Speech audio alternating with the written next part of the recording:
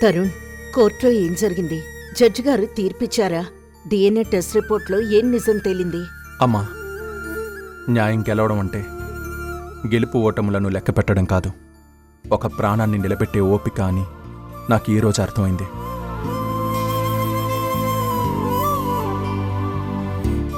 అందుకే మురారికి ముంచుకొచ్చిన ఆపద ముందు తీర్పు అనే కాగితం కన్నా బతుకు అనే దీపమే ముఖ్యమని నేను అర్థం చేసుకున్నాను.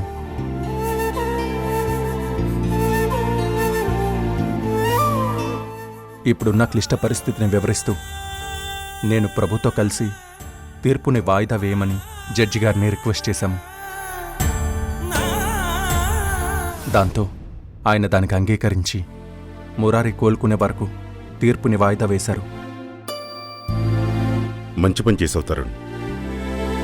మురారి ప్రాణం నిలకడగా లేనప్పుడు కోర్టిచ్చే తీర్పు మనకు అనుకూలంగా ఉన్నా కూడా అది మనల్ని నిస్సహాయాలు చేస్తుంది.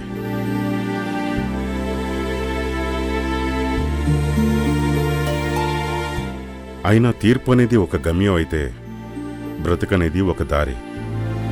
దారి లేని చోట గమ్యానికి అర్థం ఉండదు కదా. అవును, ఇంతకీ ఇప్పుడు హారికకి ఎలా ఉంది? తనని హాస్పిటల్ నుంచి ఎప్పుడు డిశ్చార్జ్ చేస్తారు? ఈరోజే డిశ్చార్జ్ చేస్తా ఉన్నారు నాన్న. తల్లి ప్రేమతో మురారి గురించి ఆలోచించే హారిక మనసుకి కన్నీటి అలల నుంచి ఉపశమనం కావాలి. అందుకే తనని తీసుకుని రావడానికి ఇప్పుడే హాస్పిటల్కి బయలుదేరతాను.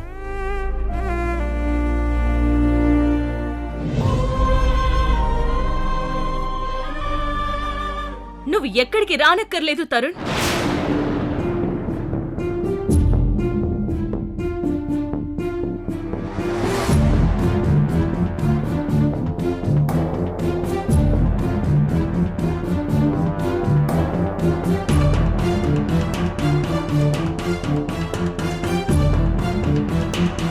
నేనే వచ్చేసాను.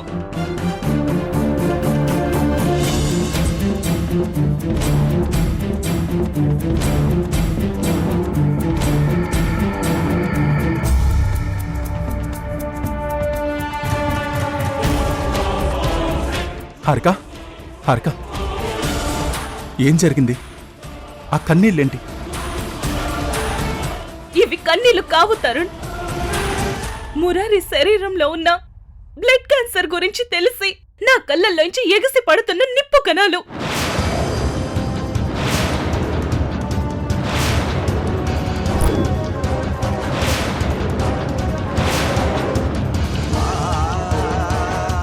మురారి నరాల్లో క్యాన్సర్ అనే విషం ప్రవహిస్తుంటే నువ్వు నాకు అబద్ధం చెప్పావని తెలిసి ఉప్పొంగుతున్న అగ్ని జ్వాలలు.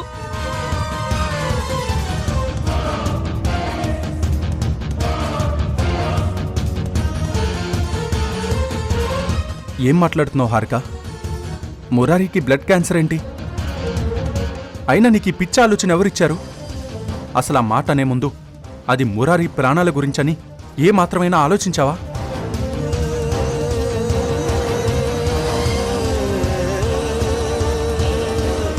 నీతో ఎవరో కావాలనే ఇలాంటి అబద్ధం మాటలు చెప్పారు. నువ్వు అనుకుంటున్నట్టుగా మురారికేం కాలేదు. ఇంకా చాలు ఆపు తరుణ్.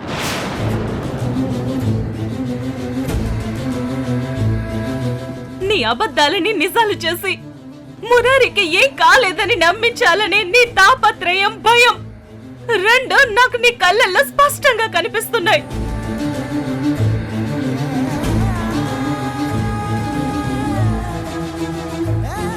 అంతేకాదు, ఇన్ని రోజులు నువ్వు దాస్తున్న నిజాన్ని హాస్పిటల్లో పనిచేసే నర్స్ పూర్తిగా చెప్పింది.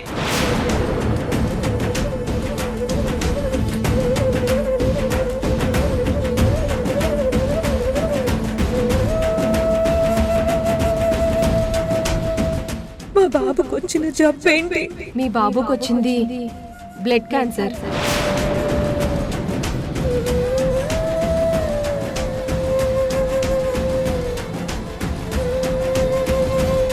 తరుణ్, హారిక చెప్తుంది నిజమా? మన మురారికి బ్లడ్ క్యాన్సరా?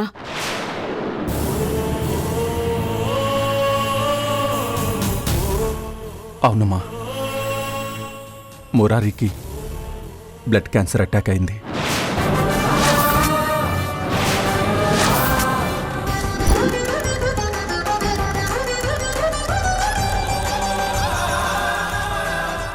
ఇప్పుడు హారిక తన ప్రాణాన్ని దారపోసి బోన్ మ్యారో ఇచ్చింది కాబట్టి వాడు కోలుకుంటున్నాడు.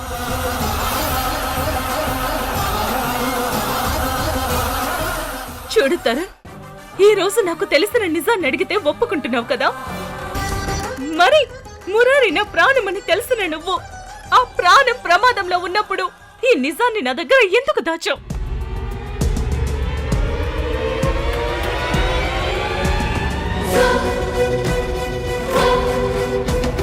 నా బిడ్డ కోసం ఎంతటి కష్టాన్నైనా సంతోషంగా భరించే నన్ను ఎలా మర్చిపోయావు? చూడు హారిక, ఒకవేళ నేను నీకు నిజం చెప్పినా నువ్వు మురారిని చూస్తూ కన్నీళ్లు పెట్టుకోవడం తప్ప ఏమీ చేయలేకపోయేదానివి. ఎందుకంటే అది బ్లడ్ క్యాన్సర్, అంత ఈజీగా క్యూర్ అయ్యేది కాదు. అందుకే నీకు నిజం చెప్పి నిన్ను ప్రతి క్షణం బాధకు వదిలేయడం కన్నా అబద్ధం చెప్పి కన్నీళ్లకి దూరం చేయాలి అనుకున్నాను.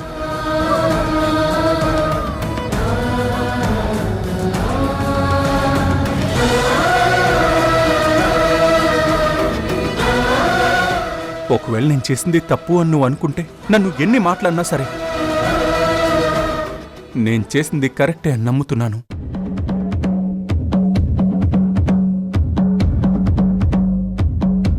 కానీ ఎన్ని రోజులు ఈ నిజం తెలియక బాబు తొందరగానే కోలుకుంటాడని భ్రమలో బ్రతుకుతున్నాను. ఇప్పుడు అది బ్లడ్ క్యాన్సర్ అని తెలిసాక నా ప్రాణం తరక్కుపోతుంది.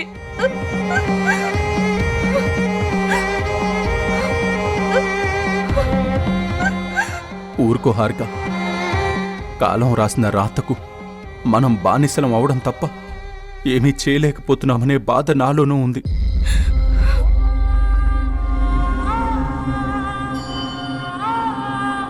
అలానే మురారి నార్మల్ అవుతాడు అనే నమ్మకం కూడా అంతే ఉంది. ఎందుకంటే వాడికిచ్చిన బోన్ మ్యారో నీది. వాడిపైన నీకున్న ప్రేమ వాణ్ణి బతికిస్తుంది, వాడి ఊపిరిని నిలబెడుతుంది. ఏమో తరుణ్, కాలం రాసిన రాతని మార్చే శక్తి నాకు లేకపోయినా మురారి బ్రతుకు కోసం ఆ దేవుడితోనైనా పోరాడే ధైర్యం నాలో ఉంది. అందుకే మురారి ప్రాణం కాపాడుకోవడానికి కావాలంటే నా ప్రాణమైనా ఇస్తాను.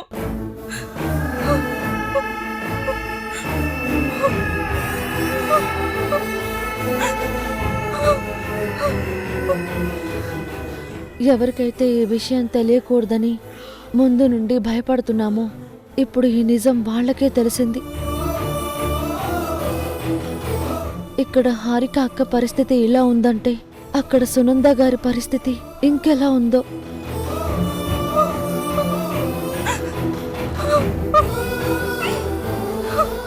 హారిక, నా మాట వినమ్మా. మురారికేం కాదు, నువ్వు ధైర్యంగా ఉండు. హారిక,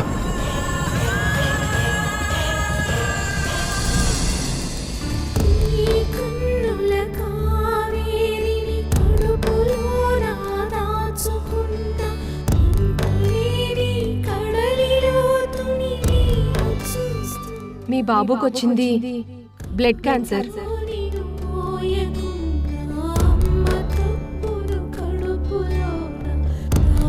నాన్న మురారి, ఇంత చిన్న వయసులో నీకంత పెద్ద జబ్బేంట్రా? నువ్వేం పాపం చేశావని దేవుడు నీకంత పెద్ద శిక్ష వేశాడు.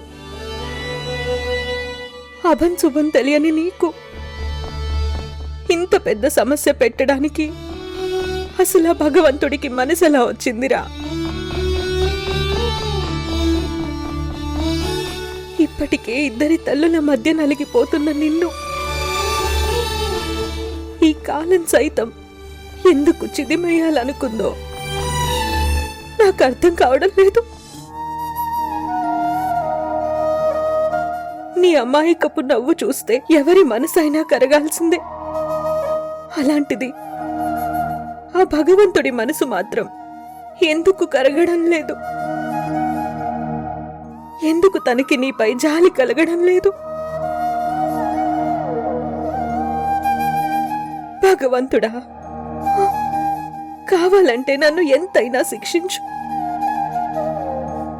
నా ప్రాణాలైనా హరించు, కానీ నా బిడ్డని మాత్రం ఏమీ చేయకు తండ్రి. వాడు నిండు నూరేళ్లు సంతోషంగా ఉండేలా చూడు.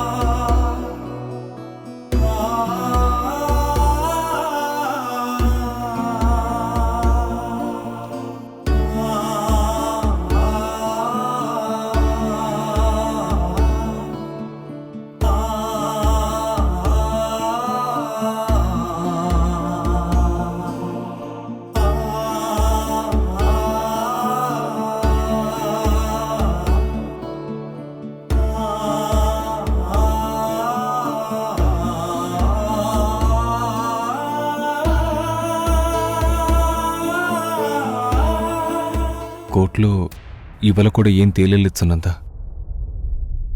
వాయిదా వేశారు అంతే.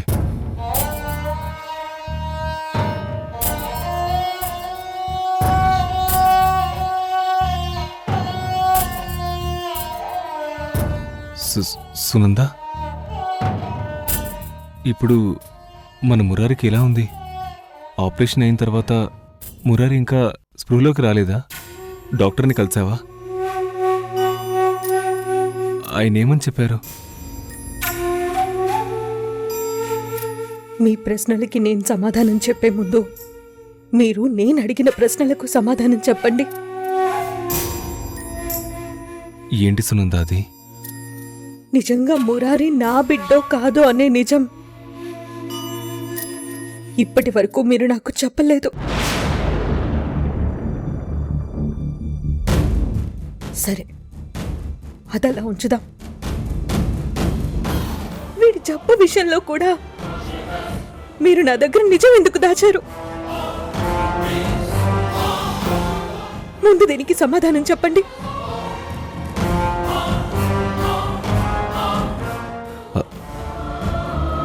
ఏంటి సునంద నువ్వు మాట్లాడేది? మురారి జబ్బు విషయంలో నేను నిజం దాచడం ఏంటి? అసలు నువ్వేం మాట్లాడుతున్నావో నాకు అర్థం కావట్లేదు. నిజంగానే నేనేం మాట్లాడుతున్నానో మీకు అర్థం కావట్లేదా, లేక అర్థం కానట్టు నటిస్తున్నారా? మీరు దాచిన నిజాన్ని నాకు నర్స్ చెప్పేసింది.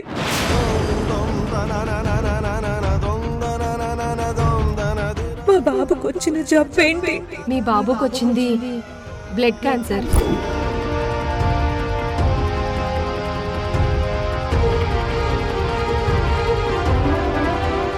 ఇప్పటికైనా నోరు తెరిచి నిజం చెప్పండి. ఎందుకు ఇలా చేస్తున్నారు?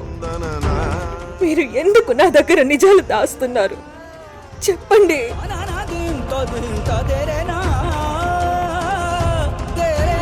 సునంద, నేను దగ్గర మురారి జబ్బు విషయం దాచింది అది తెలిస్తే నువ్వు తట్టుకోలేవనే ఒకే ఒక్క కారణంతో, అంతకుమించి ఏం లేదు.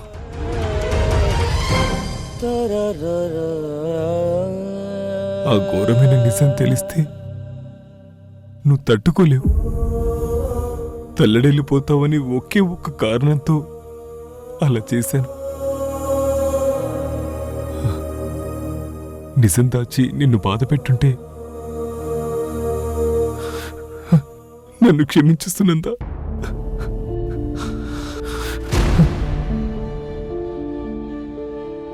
కాలమా కాలమా ఈ మట్టి గొంతు వినవే, త్యాగమా త్యాగమా ఈ సత్యమింక కనవే.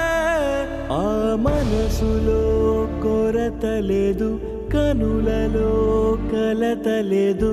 పసి నవ్వుల వయసు శిఖరం తన మనసు కలమా కలమా కలమా.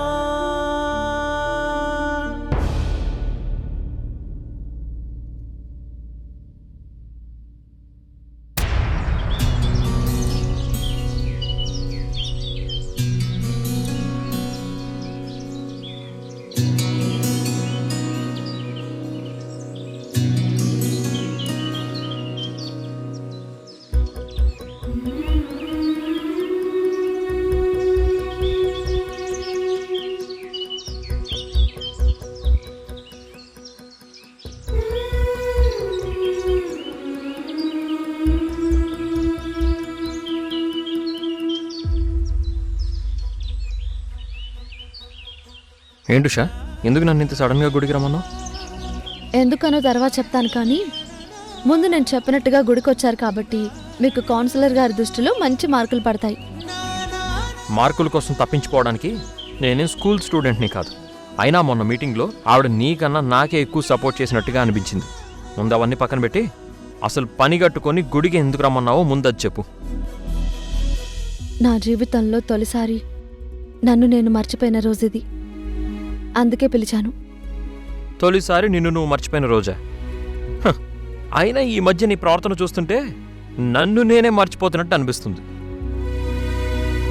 హ, సర్లే, ఇంతకీ నిన్ను నువ్వు ఈరోజు ఎందుకు మర్చిపోయావు? దాని వెనక రీజన్ ఏంటో చెప్తావా? మీరు నాకు ఫస్ట్ టైం నేను నిన్ను ప్రేమిస్తున్నానని మీ మనసులో మాట చెప్పింది ఈరోజే. నీకు ఆ విషయం ఇంకా గుర్తుందా?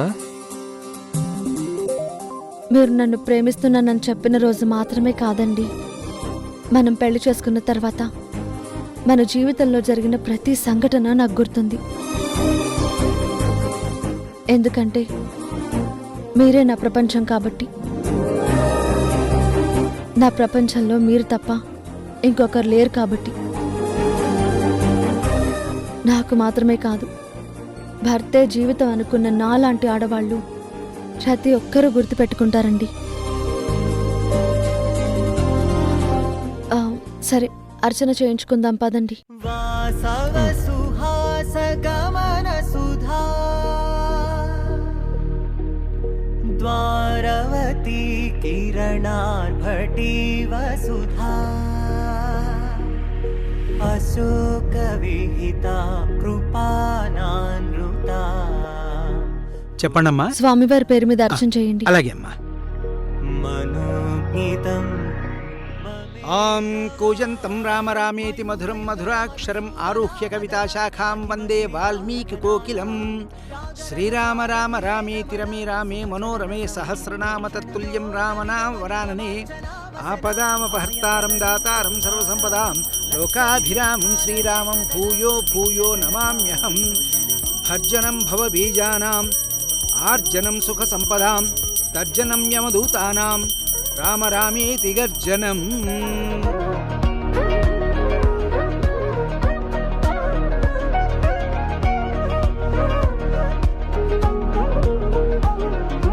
యుగ యుగాలుగా ప్రబోధమై పది విధాలుగా పదే పదే పలికేటి సాయమే మన్నా జాడలే కదా నువ్వెదికినదేదైనా. చిరుమోవికి జరిగిన చిరునవ్వుల ప్రాసన చిగురేయగాగున నువ్వెళ్ళేదానేనా. నిన్ను నిన్నుగా మార్చిన నీ నిన్నటి అంచున ఓ కమ్మటి పాఠమే ఎటు చూసినా. నేను ఈరోజు మీకు ఈ విషయం గుర్తు చేయాలనుకున్నాను, గుర్తు చేశాను. ఇక బయలుదేరదాం పదండి.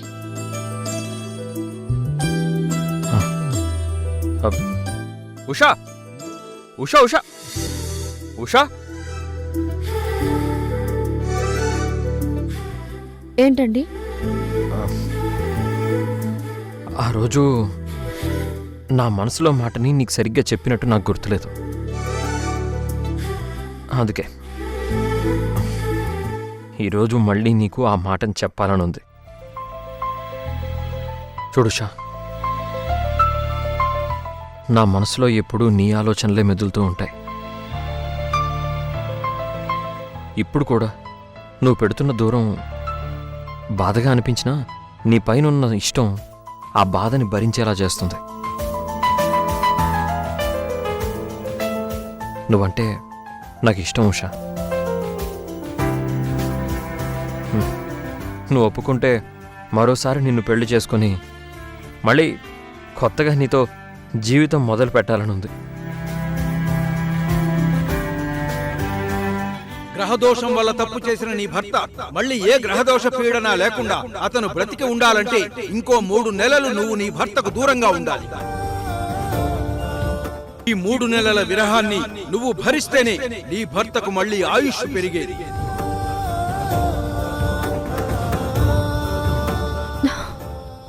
ఉషా, ఉషా,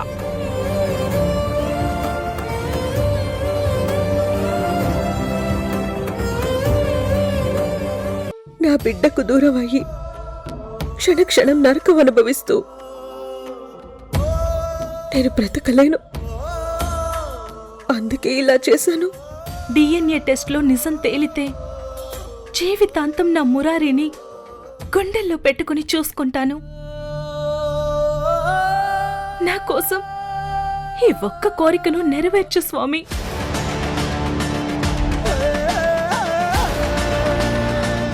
హారిక, కోర్టుకి టైం అవుతుంది, బయలుదేరదామా? అలాగే తరుణ్.